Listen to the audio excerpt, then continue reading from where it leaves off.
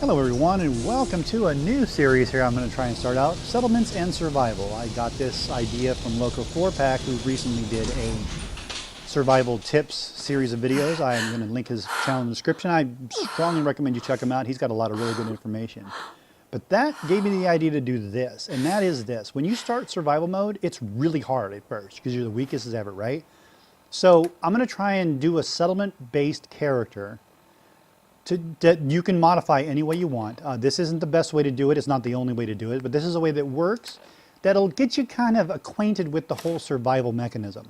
Right now, I'm just going to the Pip-Boy to show y'all what we're starting with, what I've got to start with. I'm not in survival mode yet. You can tell from the 230 weight limit there.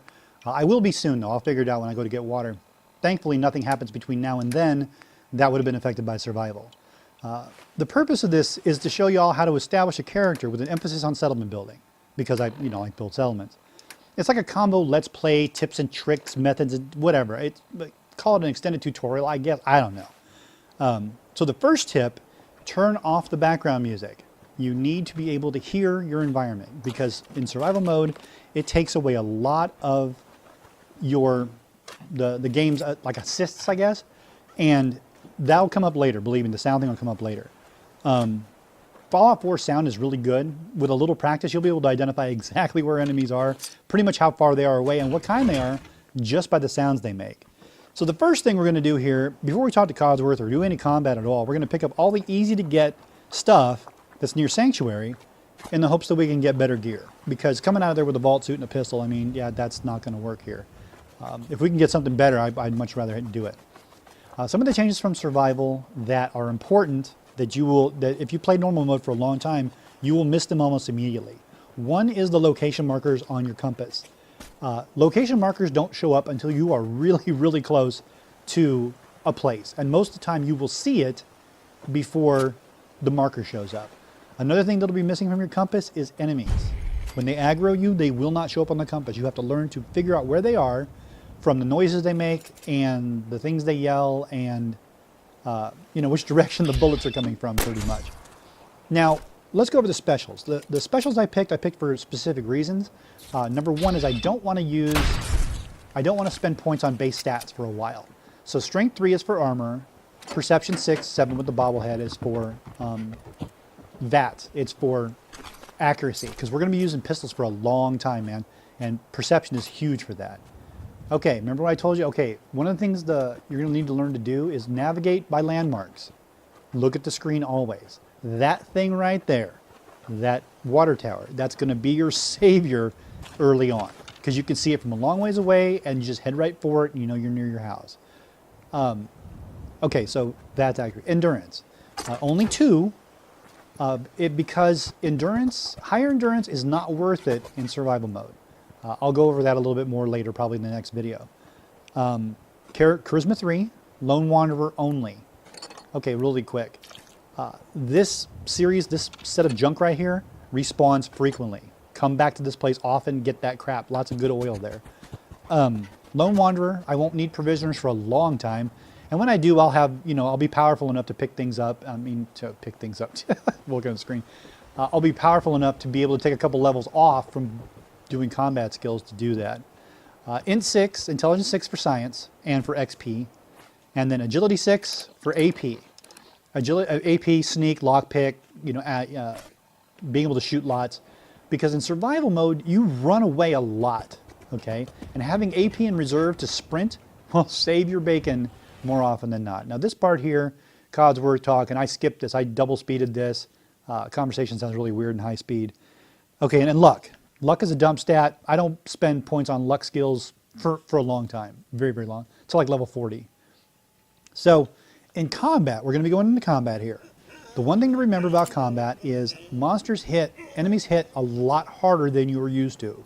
They hit really, really, really hard. But you also hit them very hard. Now in this one here, I'm letting Codsworth tank everything, because bloat flies and dogs and mole rats, especially mole rats, and rad scorpions are huge disease carriers. If they bite you, you will get sick. Yeah. I mean, I lose a little XP for letting Codsworth kill these guys. Of course, get all the meat. Got to get the meat. I lose a little XP from Codsworth but the survivability and the not getting sick part totally outweighs that. So you can get sick. There's diseases in this game, right? You know that part. There are 6 possible diseases you can get, right? 5 of them, they affect you a little bit. You know, like they'll reduce your AP, or you'll take more damage, or you need to eat or sleep more. You can live with those. You know, you don't have to get rid of those right away. Just make a couple of adjustments, accommodate it, be aware of it, whatever.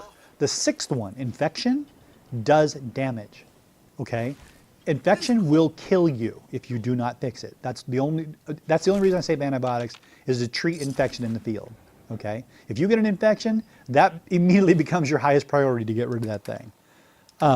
So how do you get sick? How can you get sick? You can get sick by getting hit by any animal, by eating uncooked food like raw meat, raw vegetables, whatever, drinking or swimming in dirty water. If you drink dirty water, you can get sick. If you swim in dirty water, you can get sick. Even if you got Aquaboy, it can make you sick. And the best part is, you can get sick when you sleep. Now, since you have to sleep to save, that becomes a problem. But that's just part of the risk of the game. You can have more than one illness at a time. But if you have more than 2, you probably want to get that taken care of. Because it's easy to manage 1, it's kind of hard to manage 2, but 3, it cripples you. You got to get it fixed. I turned the quest marker off, you saw that, because quest markers they clog up the HUD, you know. Your compass is going to stay clean most of the time, and you're going to be using that for navigation a lot. So it's in your best interest to keep it as clean as possible. Also, later on, if your compass is empty and you get a settlement attack, you'll all of a sudden have a quest marker, and that you'll see it and go, oh, I got a settlement attack. I got to figure this out. It'll make you look at the Pip-Boy to see what you got going. So now it's time to start looting and gathering stuff up. Here I unlock the workbench. I start grabbing all the workbenches, and I'm going to move them down to a clear spot down by the bridge. Resist the temptation to build your base up by this house, okay? Because one of the things about survival is you don't have fast travel anymore. So every time you come back to Sanctuary, you're going to be running towards it, right? If you keep your base closest to the edge of the build area, you won't have to run as far. It'll save you a lot of time in the long run. Now, here I discover, for the first time ever, today I learned, that you cannot group select things that you cannot build. So I have to drag all these things down here individually. You'll notice I'm not doing a lot of heavy scrapping here. I scrap things as I get near them, or as they're in my way, or as they're close. The reason is, when you're in survival mode at the beginning like this, you're dying. As soon as you come out of that vault, you're dying. You're getting thirsty, you're getting hungry, you need to sleep. So you're racing against the clock here, and you don't have a farm, you don't have any reliable source of food or water yet. So you need to hustle a little bit. Now, you don't need to panic. I mean, it's not like you're going to die in the next 5 minutes, but it comes pretty quick. So while I'm searching these things and scrapping this stuff, here, I'm going to put a list up on the screen of the clothing items I need, because at the early stages, the buffs from clothing, they're life or death. They can make the biggest difference. The 2 things I'm looking for right now more than anything else are, what are they? The army fatigues, right? Dirty or clean, because they give you a strength and an agility. And I'm looking for a sea captain's hat, because a sea captain's hat gives you 2 endurance. I will settle for an Ushanka hat, which gives you 1 intelligence, a postman's hat, which gives you 1 endurance, or military fatigues, which gives you 2 agility. And I'll, like I said, I'll put that list on the screen. So yeah, here I figure out that I'm not in survival, because I couldn't fill the bottles. I'm like, wait, don't I have any bottles? And I'm like, oh, wait, there's beer bottles. I got bottles. Why can't I fill them up? Oh, maybe I need to check to see if I'm in survival mode. Whoops. So we fix it here. So at this stage, when I go to fill the bottles up, it's time to tag the things I'm looking for, okay? There are certain things at the very beginning of the game that have a much higher priority for me than other things, in terms of I need these for mods, I need these for turrets, I need these for the decontamination arch, I need it for the settlement beacon. So I'll put a list of stuff on the screen here somewhere of the things I tag and why I tag them. Because later on, when you get Scrapper 2 and things glow, it helps a great deal knowing what you need to get when you need to get it, right? So what I do is I put everything in my inventory. I press LB to show me the components. It's L1 on PS4. And then I tag them all in here. So I have them. So I have it handy. The only reason I tag glass at this point is so I can find bottles in my inventory a lot easier to fill them up. So yeah, as we go through here, we'll do that. Okay, next phase. Now, next tip, when you have empty bottles, only fill them up with dirty water. Don't fill them up with purified water. Why do I say that? That sounds really stupid. Number one, purified water is fairly easy to get. Once you build pumps, you'll have a supply. Two, you're not going to use as much as you think. You really don't use that much. Three, if you really need purified water, you can make one with 3 dirty water. And 4, you need dirty water for cooking, which will come in much, much handy later. So right now, we're going to start scrapping. This is where we skip ahead. I spent the next 20 minutes gathering, scrapping, gathering, scrapping, gathering, scrapping. You can see I'm only doing yellow items. I'm not storing anything. I'm taking all the containers out. I'm grabbing all the crap. And so here we go. Now I'm going to put everything in the workbench and get my initial load out. Okay, I'm putting in everything I'm not going to use into this workbench. I'll deal with it. I'll take it out later when I get the settlement built. But right here, this is my standard loadout. When I leave my base, I carry 150 rounds of ammo for each weapon. I carry 2 antibiotics if I have them. 10 food items, whatever they are. Noodle cups, mutt chops, doesn't matter. 10 food items. I carry 10 water. I carry 4 stim packs, and I carry 4 Rad-X. I never ever use any drugs or alcohol except Great Mentats. And that's only when I know I need to pass speech checks. The reason for this is they mess you up. You can get addicted. They consume a lot of resources. You get hungry, thirsty, tired. And I never ever use Rad-X. Don't ever use Rad-X, man. It's never worth it because Rad-X, what Rad-X does, its biggest thing is it makes you hungry, thirsty, and tired. But what it also does is it lowers your immunity so you get sick faster. So every time you use a Rad-X, you can virtually guarantee you're going to be using an antibiotic at some point. I would rather have the rad damage because I can deal with rad damage, but not sickness. And now we're in the root cellar. Here is where you have your highest probability of getting antibiotics in Sanctuary because the root cellar is the only place that doesn't load until you go into it, right? So if you really, really want to make sure you've got antibiotics, build a sleeping bag right outside the door, sleep and save, go in. Did you get antibiotics? No. Load the game, go back in. Did you get antibiotics? Now, you're running the risk of getting sick, obviously, but the trade-off is getting antibiotics first right now. Whatever.